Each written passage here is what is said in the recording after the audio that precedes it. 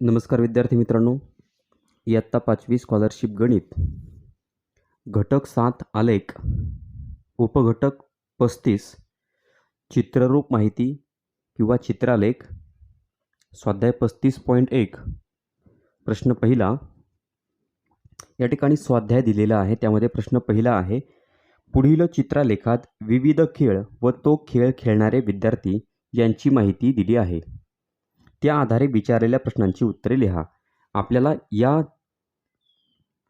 तक्त्यामध्ये खेळ आणि खेळ खेळणारे विद्यार्थी यांची माहिती दिलेली आहे. तर खेळांचा प्रकार आहे लेझिम, खो खो, कबड्डी आणि लंगडी. आता खेळ खेळणारे विद्यार्थी किती आहेत, तर त्यासाठी काही चित्र दिलेत आपल्याला. लेझिमच्या समोर एकूण 1, 2, 3, 4 आणि 5 चित्र दिलेत. पण सगळ्यात महत्त्वाचं लेझिमचे 5 चित्र आहेत. खो खोचे 1, 2, 3, 4, 5, 6, 7, 8 आणि 9 चित्र आहेत. त्यानंतर कबड्डीचे 10 चित्र आहेत. लंगडीचे 6 चित्र आहेत आणि खाली सगळ्यात महत्त्वाचं दिलं आहे आपल्याला प्रमाण 1 चित्र बरोबर 5 विद्यार्थी. तर हे सगळ्यात महत्त्वाचं आहे प्रमाण. मग आता लेझिमचे एकूण चित्र आहेत 3 आणि 4, 5.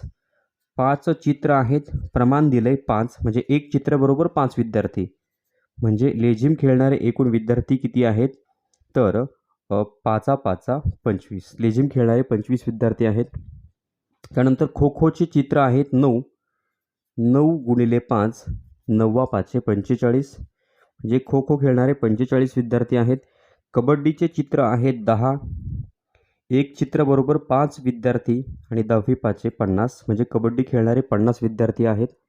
त्यानंतर लंगडीचे चित्र आहेत 1, 2, 3, 4, 5, 6. 6 चित्र गुणिले 1 चित्र बरोबर 5 विद्यार्थी, म्हणजे 6 पंचे 30, म्हणजे लंगडी खेळणारे एकूण 30 जण आहेत. तर याच तक्त्याचा वापर करून आपल्याला काही प्रश्न विचारलेले आहेत. आपण त्या प्रश्नांकडे जाणार आहोत. प्रश्न पहिला आपल्याला दिसतोय, कोणता खेळ खेळणाऱ्या विद्यार्थ्यांची संख्या सर्वात कमी आहे. तर आता लेझिमचे 25 आहेत, खो खो 45, कबड्डी 50 आणि लंगडीचे 30, म्हणजे सगळ्यात कमी खेळ खेळणारे विद्यार्थी कोण आहेत, तर लेझिम. म्हणजे पहिल्या प्रश्नाचं योग्य उत्तर आहे लेझिम, कारण की लेझिमचे 25 विद्यार्थी आहे, बाकी सर्व खेळांचे विद्यार्थी जास्त आहेत. त्यानंतर आहे प्रश्न दुसरा. बघा, कबड्डी खेळणाऱ्या विद्यार्थ्यांची संख्या ही लंगडी खेळणाऱ्या विद्यार्थ्यांच्या संख्येपेक्षा कितीने जास्त आहे. तर आता कबड्डी खेळणाऱ्या विद्यार्थ्यांची संख्या, मित्रांनो, कबड्डी खेळणाऱ्या विद्यार्थ्यांची संख्या आहे 50. ही लंगडी खेळणाऱ्या विद्यार्थ्यांच्या संख्येपेक्षा कितीने जास्त आहे. तर आता लंगडी खेळणारे विद्यार्थी आहेत 30. मग 50 मधून 30 गेले तर 20, म्हणजे कबड्डी खेळणाऱ्या विद्यार्थ्यांची संख्या ही लंगडी खेळणाऱ्या विद्यार्थ्यांच्या संख्येपेक्षा 20ने जास्त आहे. म्हणजेच दुसऱ्या प्रश्नाचं योग्य उत्तर आहे पर्याय क्रमांक 2. त्यानंतर आहे तिसरा प्रश्न, किती विद्यार्थी खो खो खेळतात. तर अतिशय सोपा प्रश्न आहे, खो खो किती विद्यार्थी खेळतात. मित्रांनो, खो खोसाठी आपल्याला चित्र दिलेले आहेत 10 आणि 1 चित्र बरोबर 5 विद्यार्थी, म्हणजे 10 गुणिले 5 म्हणजे 50. तर किती विद्यार्थी खो खो खेळतात, या ठिकाणी खो खोचे चित्र आहेत 9. 9 गुणिले 5, 9 5 45, म्हणजे खो खो खेळणाऱ्या विद्यार्थ्यांची संख्या तिसऱ्या प्रश्नाची आहे तर 45. म्हणजे तिसऱ्या प्रश्नाचं योग्य उत्तर आहे पर्याय क्रमांक 3, 45. आणि त्यानंतर सर्वात शेवटचा प्रश्न, चित्रालेखात एकूण किती विद्यार्थ्यांची माहिती दिली आहे. मित्रांनो, एकूण किती विद्यार्थ्यांची माहिती दिली आहे, तर त्यासाठी आपल्याला सगळ्यात अगोदर हे चित्र मोजायचे आणि चित्रांना गुणिले 5 करायचं, किंवा आपण सर्वांची बेरीज केली तरी चालेल. 25 अधिक 45 अधिक 50 अधिक 30 असं करूया, किंवा चित्र गुणिले 5. मग आता पहिले चित्र आहेत, तर या ठिकाणी मी शेवटचा प्रश्न इथे सोडवतो. बघा, एकूण किती विद्यार्थ्यांची माहिती दिली आहे, तर पहिल्या लेझिमचे 5 चित्र आहेत, खो खोचे आहेत 9 चित्र, त्यानंतर कबड्डीचे आहेत 10 चित्र आणि लंगडीचे आहे 6 चित्र. या सर्वांची जर आपण बेरीज केली तर 9 आणि 6 झाले 15, 15 आणि 10 25, 25 आणि 5 30. मग 30 गुणिले 5 म्हणजे 5 त्रिक 15, म्हणजे 150 विद्यार्थ्यांची माहिती या ठिकाणी दिलेली आहे. मित्रांनो, हा शेवटचा प्रश्न मी सोडून दाखवला या ठिकाणी.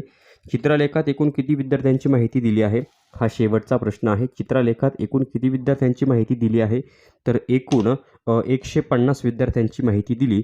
म्हणजेच चौथ्या प्रश्नाचं योग्य उत्तर आहे पर्याय क्रमांक 1, 150. प्रश्न दुसरा, एका दुकानात विकल्या गेलेल्या धान्याची माहिती पुढील चित्रलेखात दिली आहे. त्यावरून विचारलेल्या प्रश्नांची उत्तरे लिहा.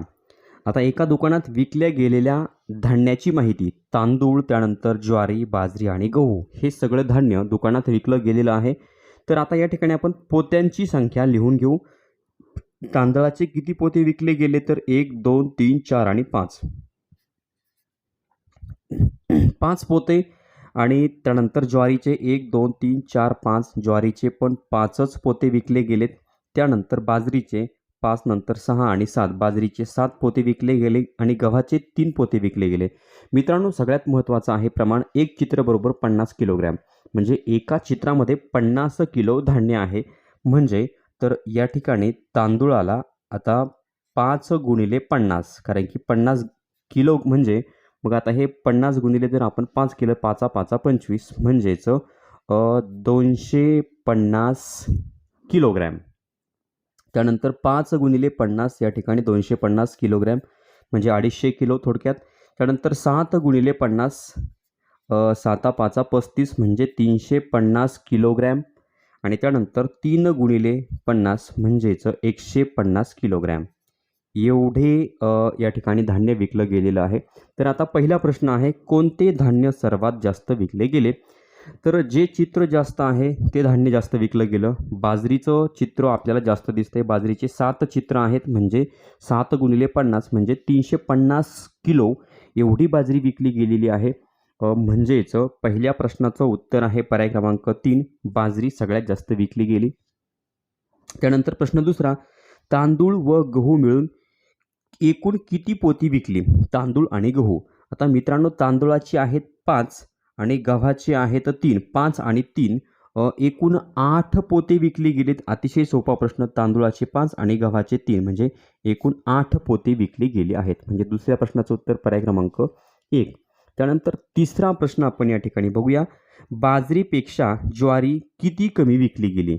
आता बाजरीपेक्षा ज्वारी, बाजरी किती विकली गेली मित्रांनो? बाजरी 350 किलो विकली गेली. आणि बाजरीपेक्षा ज्वारी, तर ज्वारी किती विकली गेली? ज्वारी विकली गेली 250 किलो. मग 350 वजा 250 म्हणजे उत्तर येईल 100 किलो. बाजरीपेक्षा ज्वारी 100 किलो कमी विकली गेली. म्हणजेच तिसऱ्या प्रश्नाचं योग्य उत्तर पर्याय क्रमांक 3, 100 किलोग्रॅम. आणि त्यानंतर सर्वात शेवटचा प्रश्न, एकूण किती क्विंटल धान्य विकले गेले? मित्रांनो, एकूण किती क्विंटल धान्य विकलं गेलं? या ठिकाणी आपण सर्वांची बेरीज केली तरीसुद्धा आपल्याला उत्तर मिळेल. आपल्याला 250 अधिक 250 अधिक 350 अधिक 150 या सर्वांची आपल्याला बेरीज करावी लागेल. म्हणजे किती क्विंटल धान्य विकलं गेलं. तर आता हा शेवटचा प्रश्न मी या ठिकाणीच मित्रांनो सोडून दाखवतोय. बघा, या ठिकाणी हा प्रश्न सोडून दाखवतोय.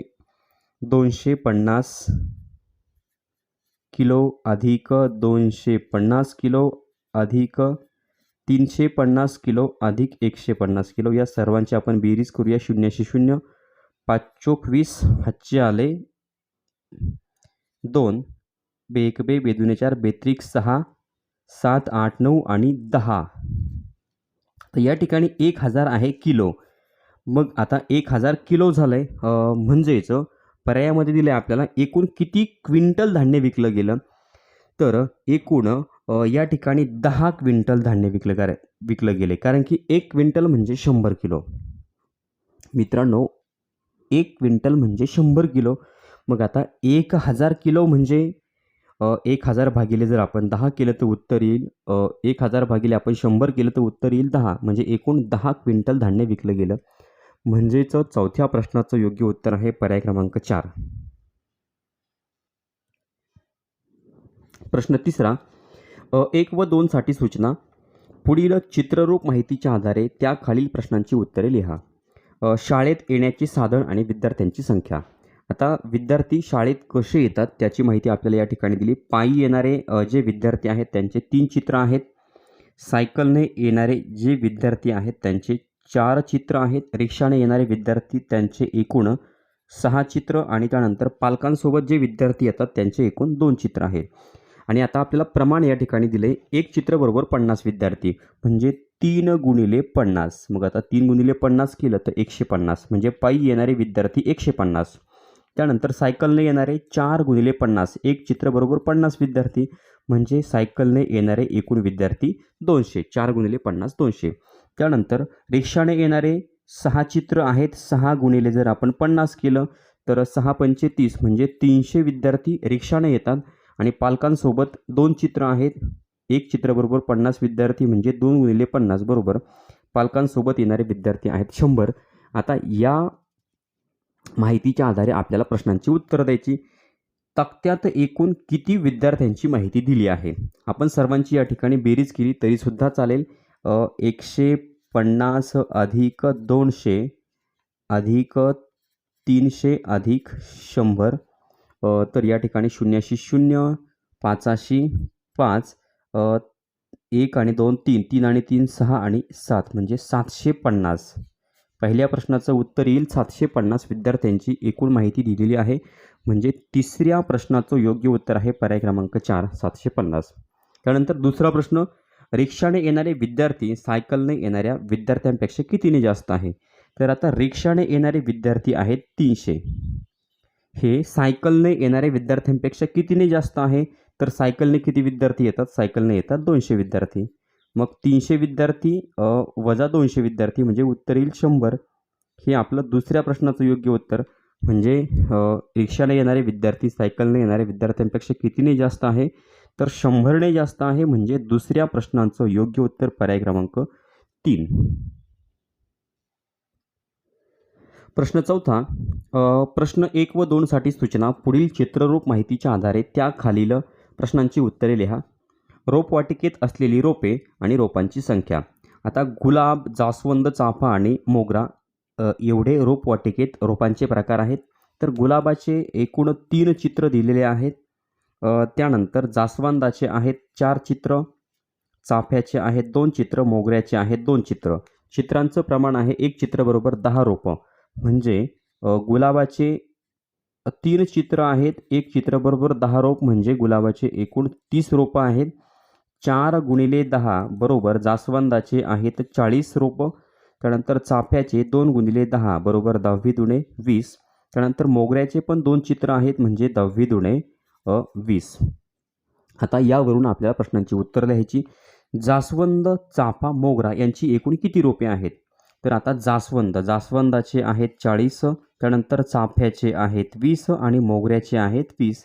मग यांची जर आपण बेरीज केली 40 आणि 50 60 70 80. 80 हे आपलं योग्य उत्तर आहे. एकूण किती रोपे आहेत? तर 80. म्हणजे पहिल्या प्रश्नाचं योग्य उत्तर आहे पर्याय क्रमांक 2 80. त्यानंतर प्रश्न नंबर 2, गुलाब व मोगऱ्याच्या रोपांची संख्या. जास्वंद रोपांच्या संख्येपेक्षा कितीने जास्त आहे? आता गुलाब आणि मोगरा. तर या ठिकाणी हा प्रश्न मी इथे सोडवतोय. गुलाब आणि मोगरा.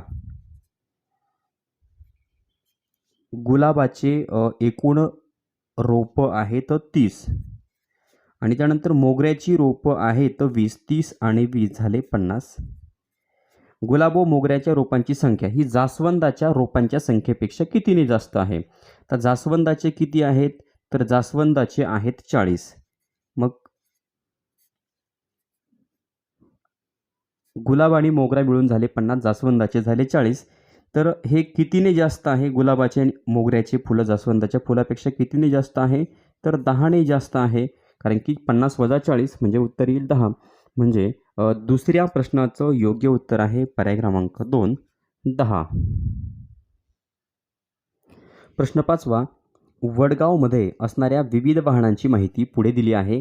या माहितीचा चित्रालेख काढण्यासाठी कोणते सर्वात योग्य प्रमाण निवडाल? तर या ठिकाणी वाहनांचे प्रकार दिले. Cycle, scooter, car, jeep, truck, bus आणि ट्रॅक्टर.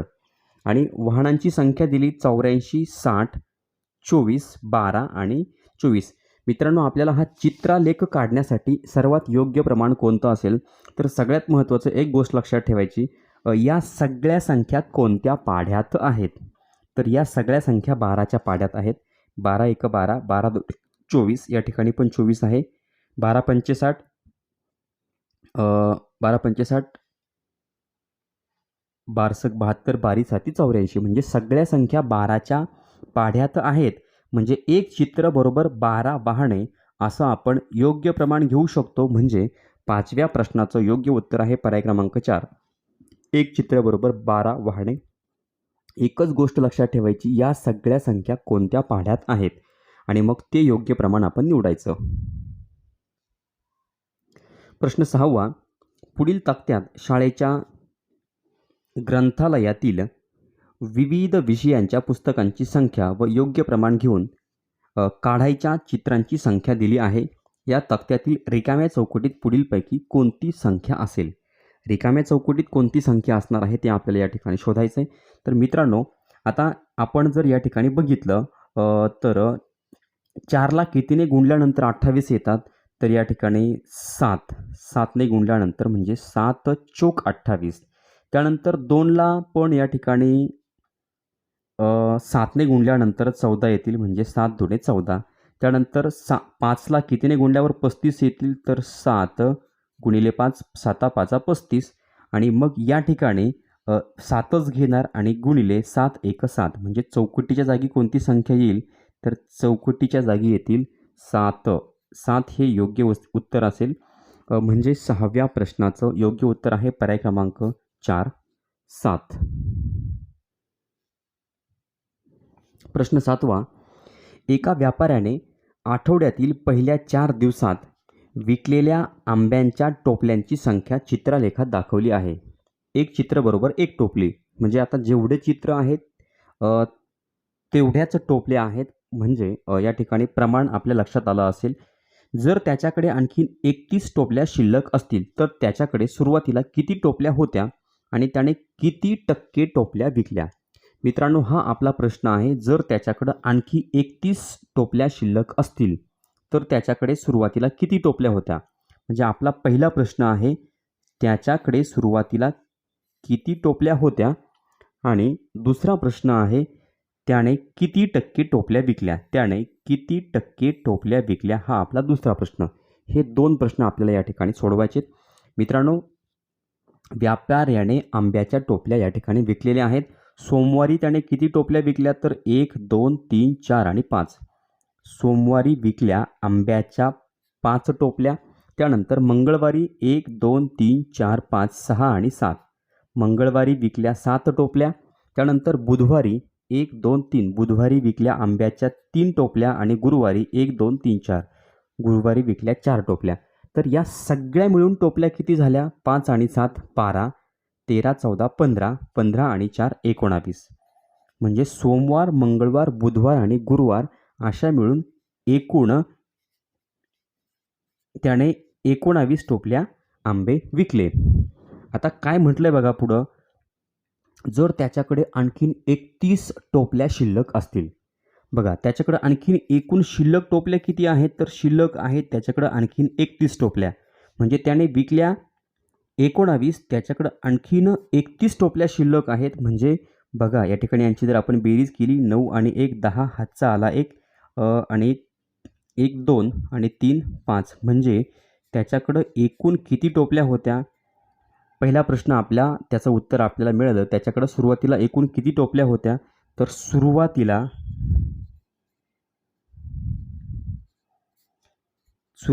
त्याच्याकडं एकूण 50 टोपल्या होत्या. मित्रांनो, हे पहिल्या प्रश्नाचं योग्य उत्तर आहे. त्याच्याकडं 50 टोपल्या होत्या. त्याने 19 टोपल्या विकल्या, म्हणजे त्याच्याकडं आणखीन 31 टोपल्या शिल्लक आहेत. पहिल्या प्रश्नाचं उत्तर आहे 50. दुसरा प्रश्न आहे, त्याने किती टक्के टोपल्या विकल्या. दुसरा प्रश्न, त्याने किती टक्के टोपल्या विकल्या. तर मित्रांनो, त्याच्याकडं एकूण टोपल्या होत्या 50, त्यातल्या त्याने विकल्या 19. बघा, एकूण 50 आणि विकल्या 19, म्हणजे 19/50 आपल्याला टक्के काढायचे, म्हणजे गुणिले 100. मग आता 19 गुणिले 100 जर आपण केलं तर 19 आहे असेच लिहिले. 100चे 2 शून्य म्हणजे 1900 भागिले 50. पुन्हा या ठिकाणी अंश आणि छेद काटाकाटी करू. 1 शून्य गेला, 1 शून्य गेला. या ठिकाणी आपण यांचा भागाकार करूया. तर मित्रांनो या ठिकाणी मी भागाकार करून दाखवतो. 190 भागिले 5. 5 त्रिक 15, 19 मधनं 15 गेले, बाकी उरली 4, वरून घेतले 0 झाले 40 आणि 5 8 40. बाकी या ठिकाणी बरोबर 0 उरलेली आहे. उत्तर आलंय 38. म्हणजे किती टक्के टोपल्या त्याने विकल्या? तर त्याने एकूण 38% टोपल्या विकल्या. आपल्या दुसऱ्या प्रश्नाचं उत्तर आपल्याला मिळालं, त्याने किती टक्के टोपल्या विकल्या? त्याने 38% टोपल्या विकल्या.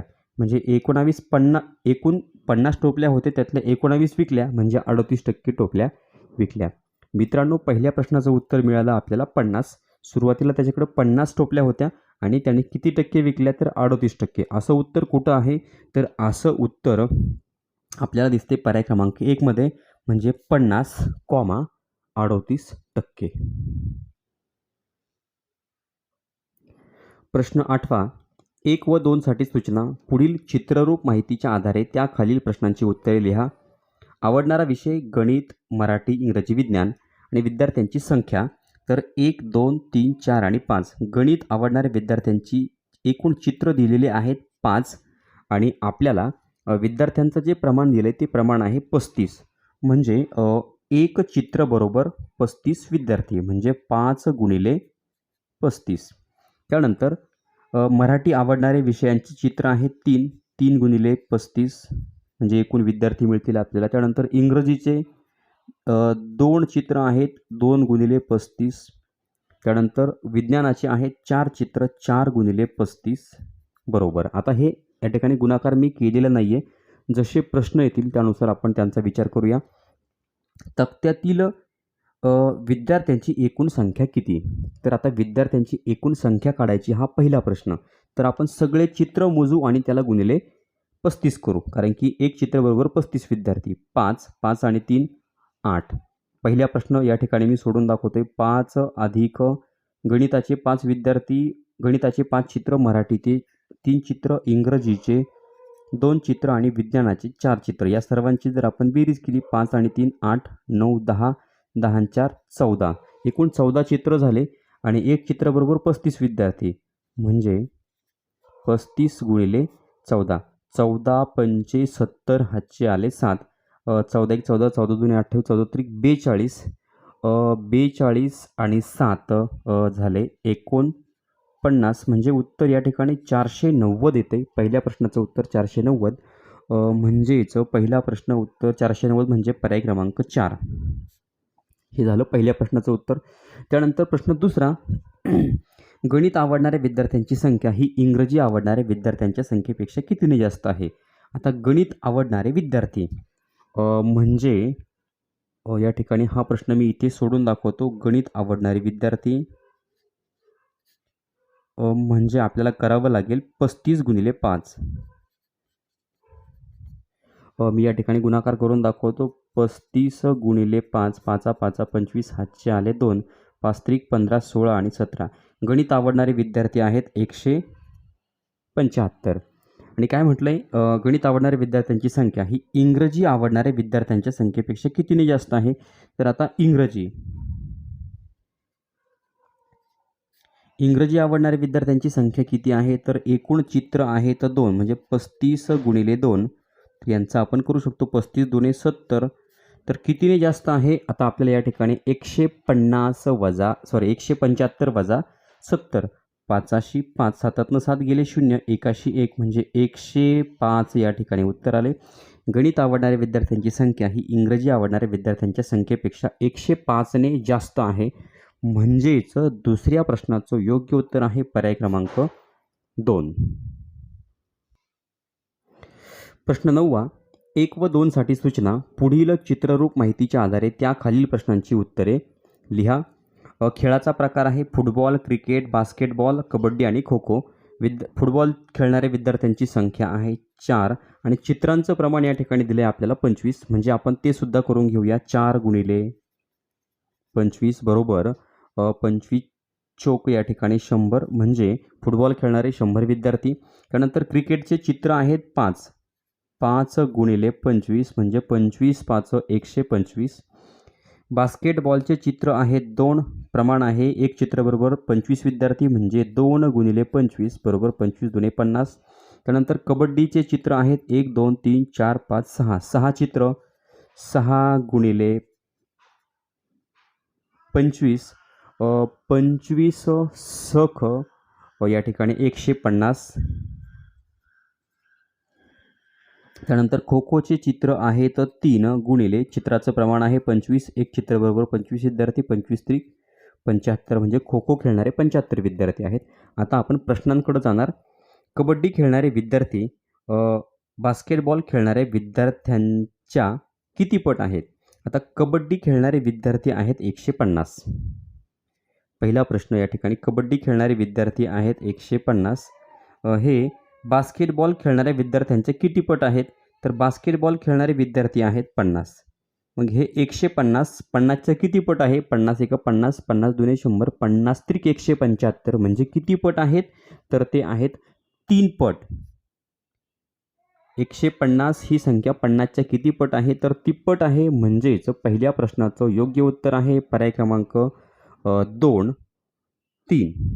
त्यानंतर आणखीन एक शेवटचा प्रश्न या ठिकाणी राहिलेला आहे. मित्रांनो, क्रिकेट व बास्केटबॉल खेळणाऱ्या विद्यार्थ्यांची संख्या ही फुटबॉल व कबड्डी खेळणाऱ्या विद्यार्थ्यांपेक्षा कितीने कमी आहे? क्रिकेट आणि बास्केटबॉल. तर आता क्रिकेट खेळणारे विद्यार्थी आहेत 125. बास्केटबॉल खेळणारे विद्यार्थी आहेत 50.